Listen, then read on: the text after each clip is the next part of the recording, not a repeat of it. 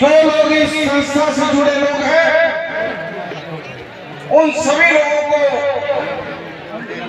बहुत बहुत आभार और धन्यवाद। हमारे साथ आए हैं हमारे पार्टी के जिला अध्यक्ष आदरणीय विजेंद्र सिंह जी, हमारे पूर्व मंत्री मनान मलिक साहब, पार्टी के सभी वरिष्ठ नेतागण, विधायक इरफान अंसारी जी, यहाँ उपस्थित अमन आइन अखलाक मोहब्बत पसंद बुजुर्गों, नौजवान साथियों, दोस्तों, ये बहुत नेक नियति से किया हुआ काम मैं समझता हूँ। और जब काम नेक नियति से होता है तो इंशाअल्लाह बरकत होती है। और ये काम जब शुरू हुआ था, जिसको बिस्मिल्लाह पहले किया, तो 13 जोड़ों से ये बिस्मिल्लाह हुआ और इसके बाद ये लगातार बढ़ रहे हैं। और मैं तो ये मानता हूँ कि चाहे वो हिंदू हो, मुसलमान हो, सिख हो, ईसाई हो, कोई जाति धर्म का आदमी हो, यदि वो दहेज लेने और देने का काम करता है तो मैं समझता हूँ कि ये पाप है, क्योंकि दहेज इस समाज का एक अभिशाप है।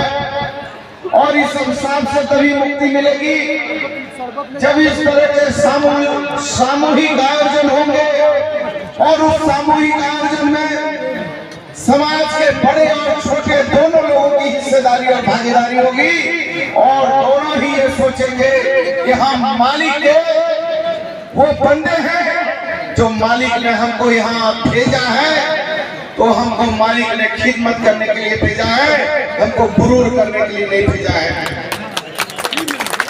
गुरूर करने वाला आदमी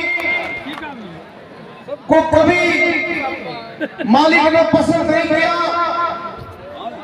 एक बार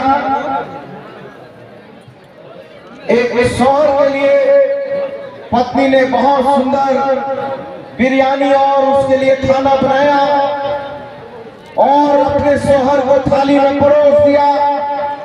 शौहर जैसे ही खाने के लिए एक और उठाया तो दरवाजे पर फकीर ने दस्तक दी और फकीर ने आवाज मारी कि भूख लगी है।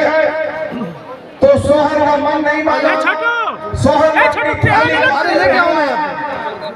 और अपनी पत्नी को कहा कि ये थाली जाकर इस फकीर को दे दो। पत्नी ने कहा कि नहीं, आप इसको खाइए, मैं दूसरा खाना दे देती हूँ।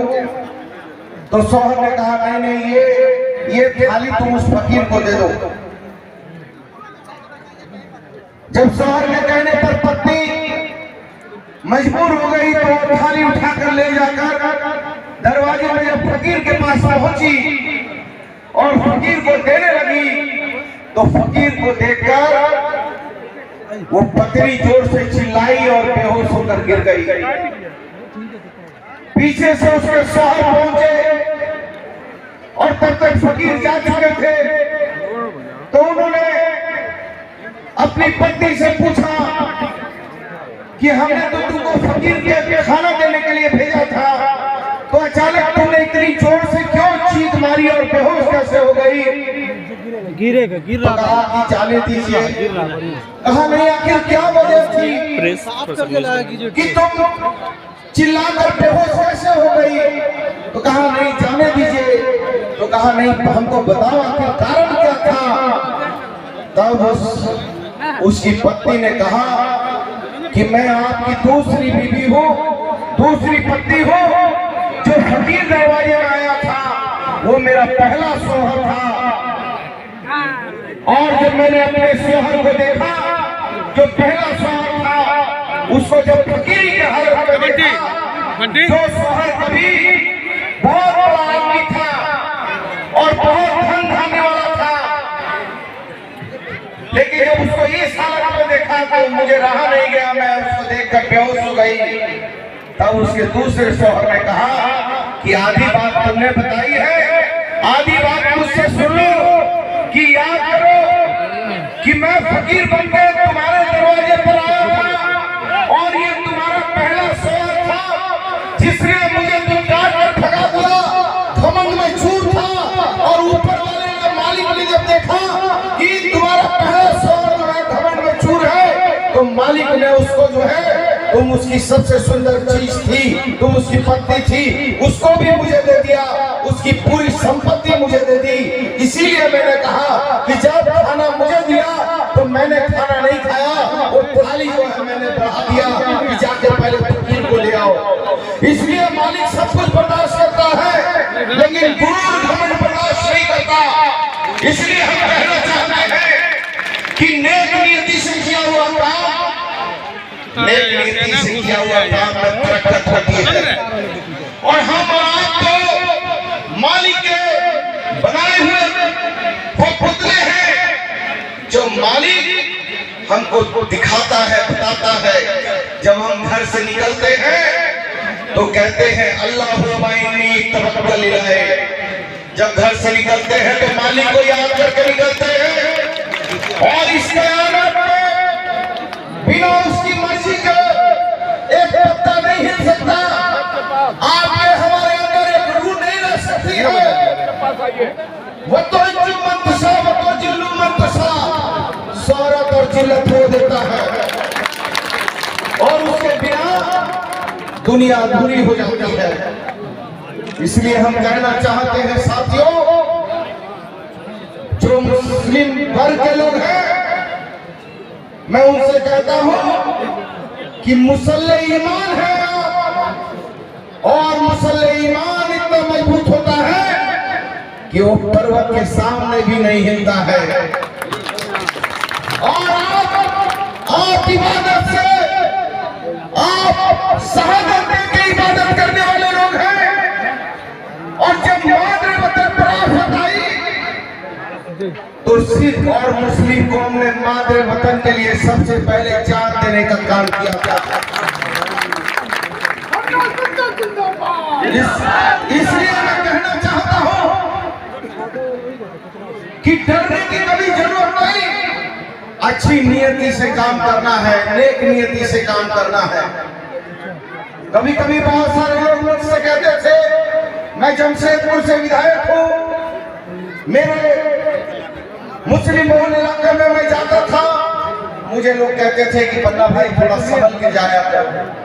मैंने कहा कोई चिंता की बात नहीं है, मैं उनका खिदमतगार हूं और खिदमतगार को ये कौम अपने दिलो जान से चाहती है। और जिस दिन मालिक ने मुकर्रर किया है उस दिन कोई माई का हाल नहीं रोक सकता है, चाहे लाख बंदूक लेके चल लो। औज़ु बिल्लाहि मिनश शैतानिर रजीम, बिस्मिल्लाहिर्रहमानिर रहीम, ला इलाहा इल्ला अंता सुब्हानका इन्नी कुन्तु मिनज़ ज़ालिमीन। इसलिए मारने वाले से बड़ा बचाने वाला है, मारने वाले से बड़ा बचाने वाला है। और कुर्बानी और त्याग में मालिक मिलता है। एक बार हजरत मूसा अलैहिस्सलाम से एक महिला ने पूछा कि आप तो खुदा के नेक बंदे हैं, आप मुझे बताइए हमको औलाद होगी कि नहीं होगी। हजरत मूसा अलैहिस्सलाम ने औरत को कहा तुमको औलाद नहीं होगी। औरत हताश निराश हो गई और चली गई अपने घर। कुछ समय के बाद उसी रास्ते से एक फकीर गुजर रहा था और फकीर चिल्ला रहा था, जो एक रोटी देगा उसको औलाद होगी। महिला का दिल माना नहीं, उसने आके रोटी डाली फकीर के कटोरे में, फकीर ने दुआ की। कुछ समय के बाद उस महिला को बच्चे हुए और उसके कुछ समय के बाद उसी रास्ते से जब हजरत मूसा अलैहिस्सलाम गुजर रहे थे तो उन्होंने देखा कि बहुत सुंदर बच्चे खेल रहे हैं। उनको रहा नहीं गया, उन्होंने बच्चों को बुलाया, प्यार किया और पूछा कि तुम्हारी अम्मी कौन है। अम्मी भी दौड़ी दौड़ी आई और कहा हजरत साहब ये मेरी औलाद है, याद कीजिए आपसे मैंने पूछा था, आपने कहा कि औलाद नहीं है। लेकिन ये मेरी औलाद है। हजरत साहब के मन में बड़ा दुख हुआ, उन्होंने अल्लाह ताला को याद किया।